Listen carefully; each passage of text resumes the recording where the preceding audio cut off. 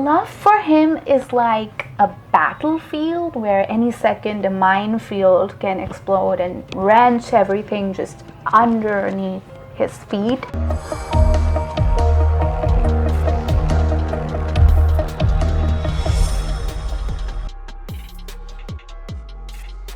Joe does not mean to go out there and do harm. No.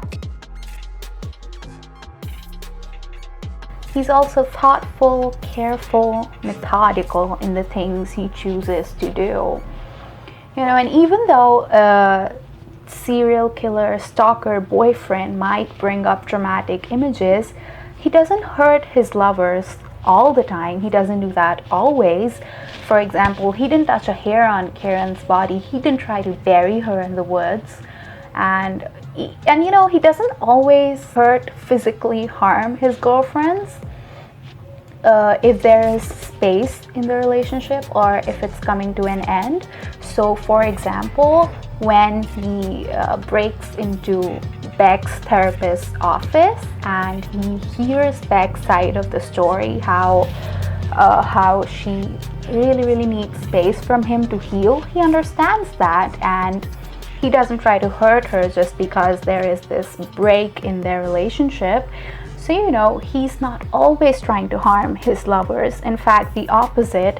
He ends up harming them only because of specific triggering events. Of course, we need to keep in mind that breaking into the therapist's office is wrong. It's really wrong. It's weird, it's creepy, all of those things. But hey, I think that my point does come across clearly. The violence he indulges in occurs because of two reasons. He either thinks that the violence is necessary to save somebody, or else he feels helpless, powerless, and there is an excess rage bursting from inside him, which completely overtakes him. The violence in which he kills Beck and he buries Candace alive in the woods is actually a means for him, at a subconscious level, to give himself justice in an incredibly unjust relationship dynamic.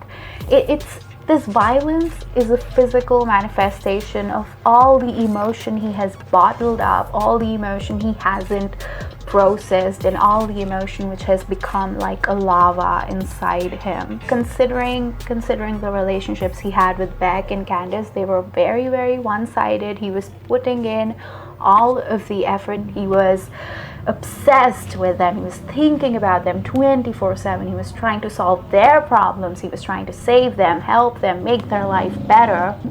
And this is not to say that Candace or Beck are at fault. God, no. But nobody could have matched his level of investment in the relationship because he was codependent. God damn it, he was obsessed. He had utterly immersed himself in the relationship. Nobody could have matched it, and this was inevitable. This relationship couldn't have lasted considering how one-sided it was. He's like trying to work out all the problems. He gives Beck so much advice. He helps her while Beck does not even know what problems he's really going through, or she doesn't really get to help him in his own life because, of course, who could help him the way that he was?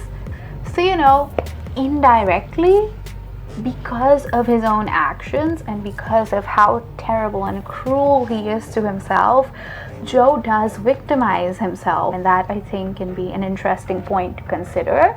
It's actually more nuanced than that because he does victimize his girlfriends, but he also victimizes himself. And that's why usually his violence is there to save and protect his girlfriends, but this new kind of violence in which he actually tries to murder them is revolutionary if you think about it. In his own life, it's revolutionary considering his own patterns in life. His act of trying to murder his girlfriends or actually going through with the murder is for this desire to be seen, to be heard, to be loud, to take up space. Because because it's his inner self trying to come out and inhabit the world. This act is in direct contrast to how he usually comes across as the timid person, the wallflower, the person who's not really noticeable. Through this one act, he's trying to make his presence known. He is rage, he is livid, and he's trying to show that this is who I am. It's just him trying to it's just his self trying to make itself be seen. This is the act that completely criminalizes and taints him. It's like the consummation of his criminality. In season 2, he learns his lessons better. Addiction management is key. He is able to exercise a degree of self-control. Although we can agree that the murders in season 2 aren't really jaw-dropping, except this one. That's not a plate of salsa, that's a human being. Stop! We do not want so much creativity. Stop! In fact, in this season, his introspective qualities really jump to the fore, and he tries to make amends for the mistakes in the past. Although it's also kind of weird because he dragged love down. It was intentional, but when he actually meets her, he does not want a relationship, but she kind of pushes him into one. So it's just like, he's a confusing guy, man. The major fear that shows up for him in this season is the fear of hurting somebody, which might sound sweet, but in Joe's case, no.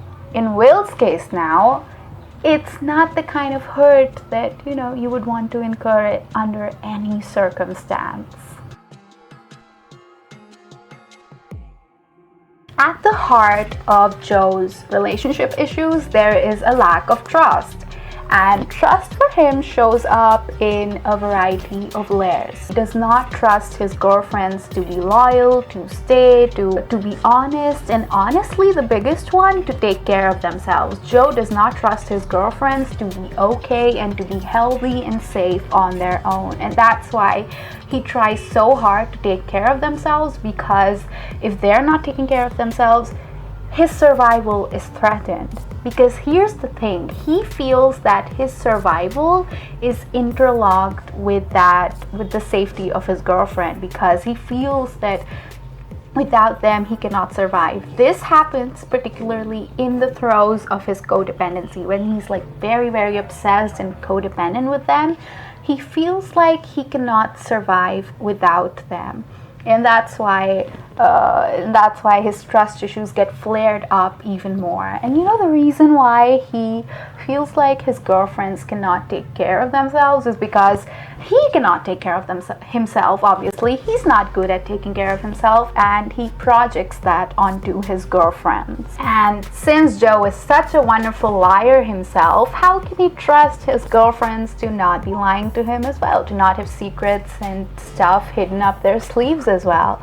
And so that's a major issue that shows up for him. Love for him is like a battlefield where any second a minefield can explode and wrench everything just underneath his feet. It's hard to simply settle in and relax, when you're like him, which is a real slap in the face considering his bookshop mate, that guy, he just one day finds a girl and then they're moving in together, while for him love has been like so incredibly, it's been a battle, it's been a battlefield, and for this bookshop mate it's just like so easy. Joe must be thinking like, what the heck, it can just be that easy? Fuck my life. So going in the territory of real nerdiness, Joe's MBTI, which is Myers-Briggs personality type, is INFJ, and I would peg his attachment style to be fearful avoidant. So if you're like interested in that stuff, you know, you could view him through that lens as well. So though I don't want to bog this presentation down with too much detail, because of his attachment style, love feels very destabilizing for him and it's very unstable. So, you know, when he's in a clearly one-sided dynamic, he's like hooked on to his girlfriend like crack, but when he gets seemingly what he always wanted, that is love, like with the capital L, so you know, the character love, like she's everything he'd ever wanted, he's like repulsed by her because he's shown a mirror into his own patterns. He's shown a mirror into what a monstrosity codependency is. And soon he has his sights on a new girl. It's like he's interested in the chase for the sake of the chase, and it's like he almost does not want a healthy relationship. It's like he wants the toxicity, the pain, the pining, the running after somebody. It's like subconscious comfort zone, baby. Honestly, the accuracy of the characterization in this show is mind-boggling. Full points for that. So the last thing to consider with respect to Joe's codependency is the aspect of addiction involved in it, because at the heart of codependency is addiction. Basically, addiction is any behavior which provides momentary relief, but it has negative long-term consequences, but it's just impossible to give up. That's what it feels like for the person who's addicted to something. This is most prominently exemplified in how Joe goes back to Beck even after she like gets them to be broken up after their little affair, when she just says that I'm really terrible for you, but Joe just can't let go. You know, he goes back to her even if it's taking everything from him, even if he has to give up a lot, even if he has to give up like a shot at an actually healthy relationship because he's just addicted to her. It's because in love, quote unquote, Joe's focus becomes so narrowed down on one person that everything else in his life falls to the wayside.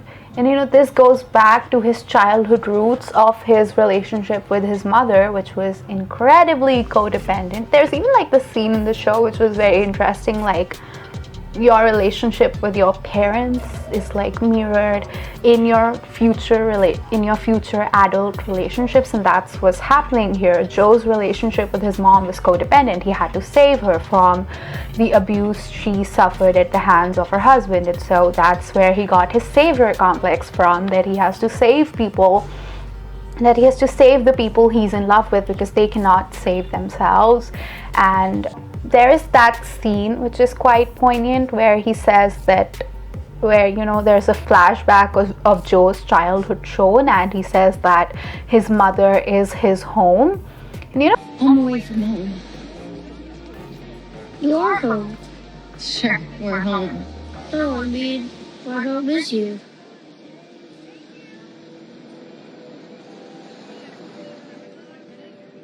Me too, Joey. it might sound sweet, but you know, there is this juxtaposition in that scene of like the sweet with the kind of disconcerting. On the one hand, it's sweet that a child is attaching so much importance to his mother, but at the same time you get like a little bit uncomfortable because of the way that he's saying it, the deep intensity with which he's saying it, as if he's not just expressing love, as if he's expressing something even deeper than love, something deeper than like a connection between two people. But it's like in that sentence he is describing who he is, and the same discomfort is like experienced by his mother clearly in that scene, who like shifts around a little bit and must be thinking, wow son, don't attach so much importance to me, I'm gonna abandon you soon. And so it's just like, yes, I think that's what is at the heart of his codependency. So it's because of, so you know, ultimately people turn out to be a product of the experiences they've had in their childhood. That's a major factor. And yeah, yeah, so that's what Joe's codependency is about. I think that a lot of his toxic patterns and a lot of his criminal behaviors, they're all linked to codependency in some or the other way. And so it's not to justify anything he's going through. It's not to say that it's okay to stalk a girlfriend because you're just in so much pain and you're being traumatized. But yeah, it's coming out of a specific pattern of relating to others. And it's also to say that this kind of pattern is not okay, and a lot of people experience it. It's quite common, and so it's also important to look at the way that we are relating to others to make sure that we are taking care of ourselves. So thanks you so much for sitting through all of this rambling. I am so grateful. Just hit the like button, hit the comment, tell me all about what you thought of my analysis, where you disagreed, what you agreed with, and yeah, I'll see you soon.